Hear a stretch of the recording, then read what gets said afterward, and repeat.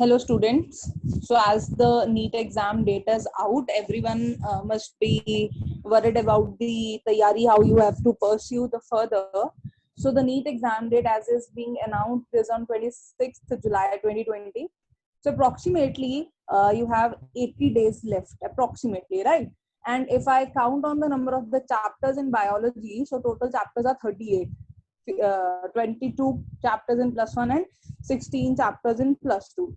So what do you think should be the strategy for starting the revision, right? So everybody is fresh mind, lockdown hai, ghar pe hai, fresh mind hai. So start fresh, starts with your scary topics. So when I start counting on the scary topics, I consider those one as the scary, जिनको learn करने में, समझने में, concepts को understand करने में time लगता है और शुरू से आप उन chapters से भागते हो. So those important chapters are, number one will be genetics. Other than that, the cramming part includes animal kingdom, plant kingdom, right? So when I talk about genetics, you have to focus on molecular basis of inheritance, क्योंकि उस chapter में translation, transcription, इस तरह के important concepts हैं जिनको समझने में टाइम लगता है और एनसीईआरटी से जब आप डायरेक्टली उसको रीड करते हो पहली बार में एनसीईआरटी ही समझ में नहीं आती है, right? So you need to focus on the notes or the any notes what you are studying in the past 2 years, so or from wherever you are taking the coaching, or you can tell me if you want, I'll upload the videos for the same. So those topics should be put focused on. ठीक है? Principles of inheritance वाला chapter is comparatively easier. उसके अंदर cross है, monohybrid, dihybrid, कुछ formulas हैं, वो comparatively आप कर लेते हो. प्रॉब्लम आती है मॉलिक्यूलर बेसिस में. सो सीधा सा जो शॉर्टकट है कि आपको एनसीईआरटी एग्जाम्पलर और 5 इयर्स, ये तीन चीजों पे, 5 इयर्स के जो एग्जाम पेपर हैं, इन तीन चीजों पे आपको फोकस करना ही करना है. So next part that we should focus on should be the cramming part. Genetics तो हो गया अंडरस्टैंडिंग पार्ट वाला. जब हम क्रैमिंग पार्ट पे आते हैं तो एनिमल किंगडम और प्लांट किंगडम यानी कि +1 की एनसीईआरटी का पहला यूनिट, जो पहले 4 चैप्टर्स हैं, आई वुड सजेस्ट कि पहले एनिमल किंगडम कर लो, क्योंकि जेनेटिक्स करते करते एकदम वो बहुत ज्यादा डिफिकल्ट टॉपिक है और बहुत बच्चों का वो वीक टॉपिक रहता है, तो करते करते आप बॉटनी में कहीं खो जाते हो. सो कम टू zoology, तो आपका बॉटनी zoology पैरेलल चलता रहेगा. So start with animal kingdom, क्योंकि प्लांट किंगडम के अंदर आई वुड सजेस्ट कि प्लांट किंगडम अकेला नहीं करना है. You will do biological classification, plant kingdom, and along with that, क्योंकि plant kingdom में end में आप angiosperms कर चुके होगे, तो angiosperms करते ही आप +2 का second chapter जो है sexual reproduction in flowering plants, do that along with the plant kingdom, right? So first put focus on genetics, then animal kingdom, then whenever you do plant kingdom, along with that combine it with sexual reproduction in flowering plants. और जब आप sexual reproduction in flowering plants करते हो तो आपको evolution जो हुआ, plant kingdom का जो एवोल्यूशन हुआ कि पहले ब्रायोफाइट आए, टेरिडोफाइट आए और फिर किस तरह से एंजियोस्पर्म्स तक पहुंचे हम. तो एंजियोस्पर्म्स के अंदर किस तरह का रिप्रोडक्टिव पार्ट है और पॉलिनेशन पार्ट है, वो सब इस सीक्वेंस में पढ़ने से ज्यादा क्लैरिटी आपको मिलती है. तो के साथ साथ हम नंबर ऑफ डेज की भी बात करते जाए हमारे पास, क्योंकि 80 डेज है, which is an enough period of time. So her chapter को कितना कितना टाइम दे सकते हैं, क्योंकि अपने साथ में फिजिक्स और केमिस्ट्री भी करना है. तो जेनेटिक्स जो है आपकी यहाँ तक 4 to 5 डेज लेनी चाहिए. एनिमल किंगडम आपका 2 to 3 डेज. प्लांट किंगडम में प्लांट किंगडम और सेक्सुअल रिप्रोडक्शन जो है इट शुड टेक 4 डेज, और बायोलॉजिकल क्लासिफिकेशन लिविंग वर्ल्ड एक ही दिन में हो जाना चाहिए. So after you are done with this, एक मेजर आपका जो प्रेशर है दिमाग पे वो कम हो जाता है, बिकॉज ये क्रैमिंग पार्ट और समझने वाला पार्ट दो मेजर पोर्शन कवर अप हो जाता है. Then you could jump on to plant physio. अब प्लांट फिजियो एक लॉन्ग टॉपिक है, इसके अंदर 5 चैप्टर्स आते हैं, ट्रांसपोर्ट एंड प्लांट्स और मिनरल न्यूट्रिशन. ये 2 चैप्टर्स आप एक दिन में खत्म कर सकते हो. जब हम ट्रांसपोर्ट की बात करते हैं, ट्रांसपोर्ट एंड प्लांट्स की बात करते हैं, इस चैप्टर के आपके बेसिक्स ज्यादातर हर बच्चे के वीक रहते हैं, बिकॉज आपको कंफ्यूजन रहता है उसमें हाइपोटोनिक हाइपरटोनिक सॉल्यूशंस में, सॉल्यूट किधर मूव कर रहा है या सॉल्वेंट किधर मूव कर रहा है, ऑस्मोसिस क्या है, डीपीडी क्या है, वॉल प्रेशर, टर्गर प्रेशर क्या है, दोनों में क्या डिफरेंस है, किस तरह से ऑस्मोटिक प्रेशर या टर्गर प्रेशर डीपीडी पे इफेक्ट डालता है. सो बहुत सारे उसके अंदर कॉन्सेप्ट्स हैं जिनको, जो बेसिक बहुत इजी कॉन्सेप्ट्स हैं, कुछ 3 या 4 फॉर्मूलाज हैं. वाटर पोटेंशियल के ऊपर एक फॉर्मूला है, they are the very easy topics. If you want I can upload a video on transport chapter. कुछ videos transport की already मेरे channel पे, YouTube channel पे available है. So अगर चाहेंगे तो मैं और upload कर दूंगी. So while doing this plant physio part, transport वाले chapter में आपको अपने बेसिक्स पे वर्क करना है.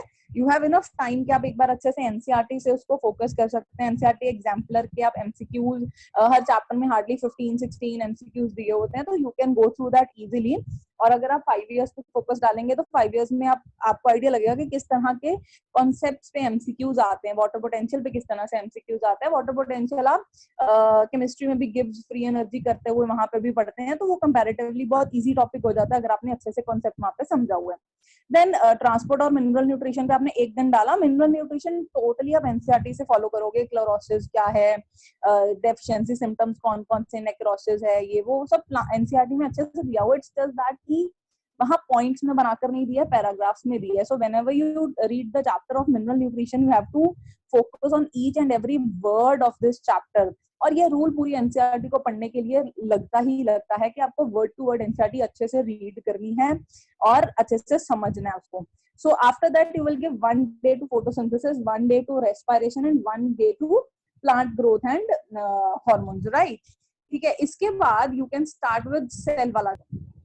इसमें एक प्लांट फिजियो में एक चीज का आप ध्यान और रखेंगे. जब आप रेस्पिरेशन और फोटोसिंथेसिस वाले टॉपिक्स करते हैं, तो जब +1 में किए थे you just focused on learning the cycle के 5 नंबर में स्कूल एग्जाम के लिए साइकिल अच्छे से रटा लगा लो. नहीं, अब हमको वो नहीं करना है. अब हमको उसको एमसीक्यूज के अकॉर्डिंग लर्न करना है. एमसीक्यूज के अकॉर्डिंग उसको अंडरस्टैंड करना है कि सबस्ट्रेट क्या है, कितने कार्बन कंपाउंड है, एटीपी कब बन रही है, कितनी बन रही है, 38 है, 36 है, एरोबिक रेस्पिरेशन है, एनारोबिक है, शंट पाथवे तो नहीं चल रहा, अगर है तो कौन सा. तो उन पॉइंट्स पे आपको फोकस डालना है. फोटो रेस्पिरेशन हो रहा है, कहाँ हो रहा है, C3 प्लांट्स क्या, C4 प्लांट्स में डिफरेंस अच्छे से आप समझोगे. एनसीईआरटी में बहुत इंपॉर्टेंट टेबल भी दे रखा है जिसके अंदर सॉल्व करने के लिए, जिसके अंदर उसको अच्छे से एक्सप्लेन किया हुआ है डिफरेंसेस के वे से, राइट.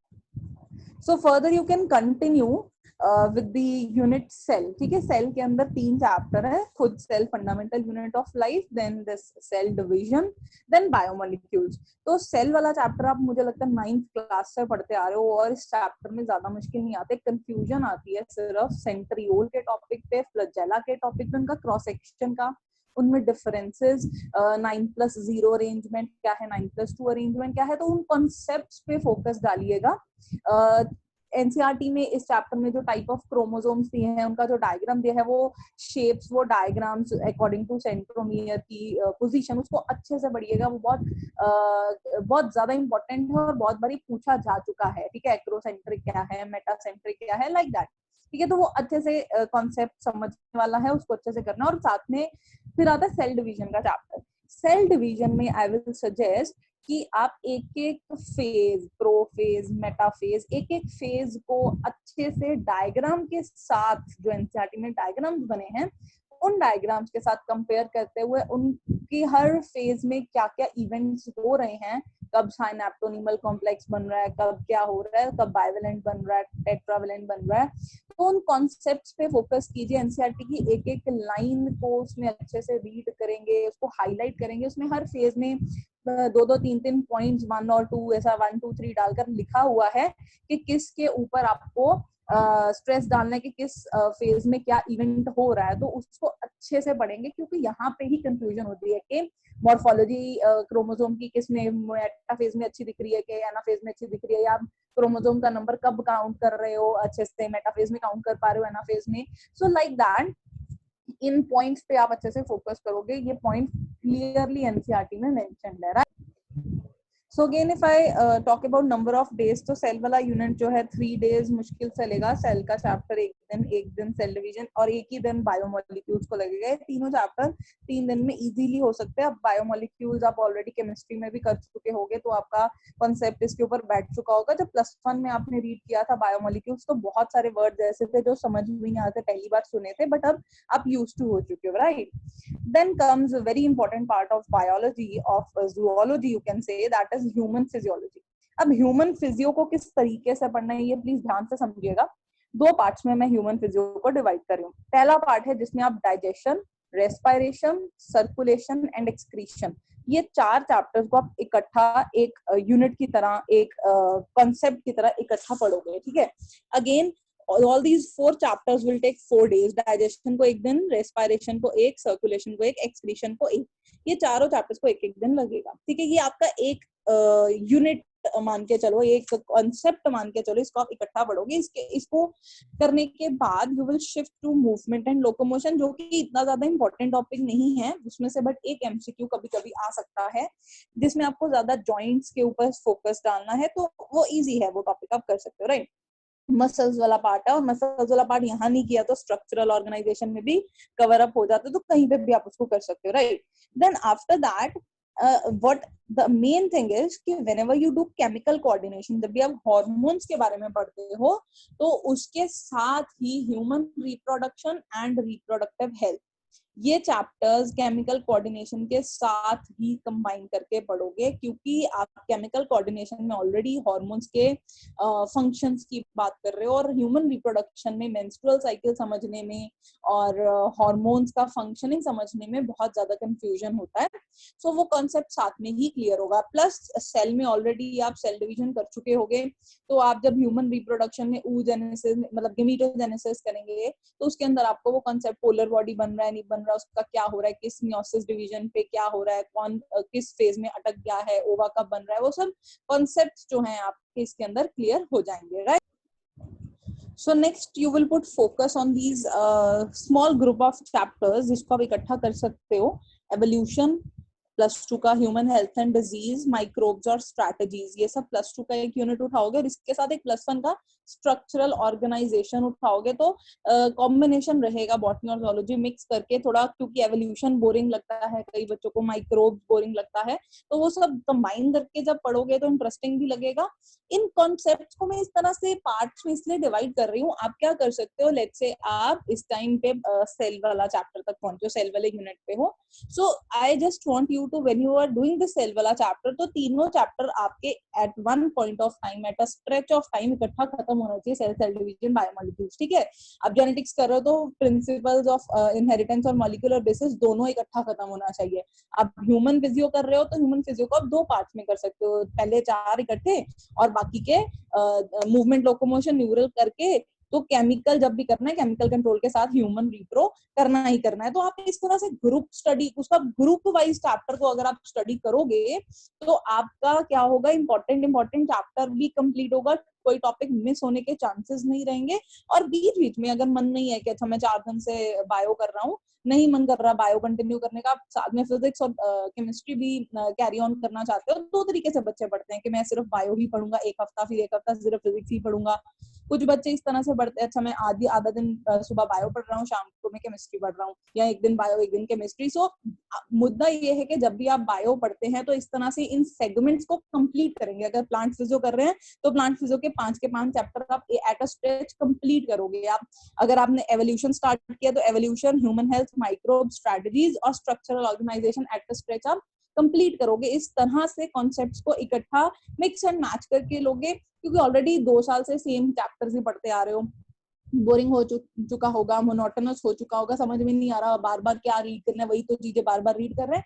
तो इस तरह से उसको अगर आप पाइल अप करके रीड करोगे, करेक्टली उसको ऑर्डर करके रीड करोगे, समझोगे, तो आप 2 चैप्टर्स को आपस में इंटरलिंक भी कर पाओगे। So similarly after that you can follow ecology के 4 चैप्टर्स हैं, 4 दिन में इको इजीली खत्म हो सकती है। Then you can come to biotech के 2 chapters, again it will take hardly 2 days to do it.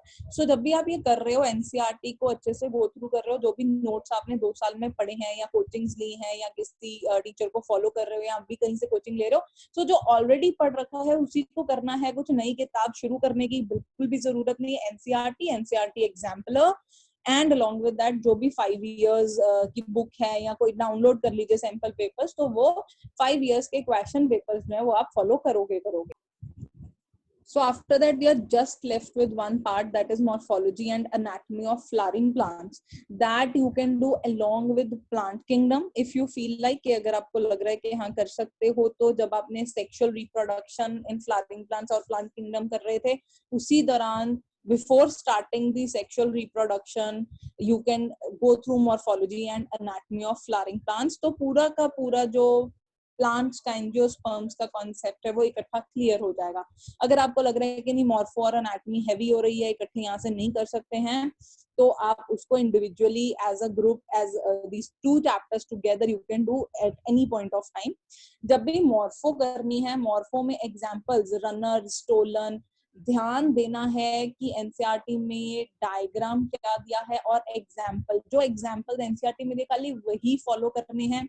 Extra examples मत लर्न कीजिएगा, कंफ्यूजन होगा. जो एग्जाम्पल्स एनसीईआरटी में दिए हैं वही फॉलो करने हैं, right. So at the end once again I just cut it short, the story to be short as कि we just have 80 days left, जो कि बहुत ज्यादा नहीं कहूंगी, बहुत कम भी नहीं, बट एक sufficient ample amount of time है.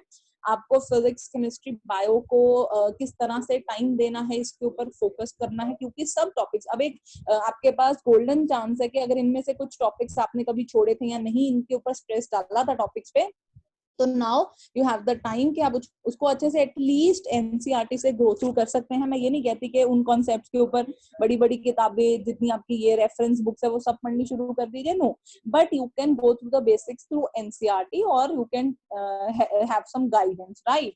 So all the best for your exam and I'll keep posting the videos. आप कमेंट बॉक्स में मुझे बता सकते हैं कि आप और कौन कौन से चैप्टर्स की वीडियोस चाहते हैं, तो I'll soon upload. Thank you.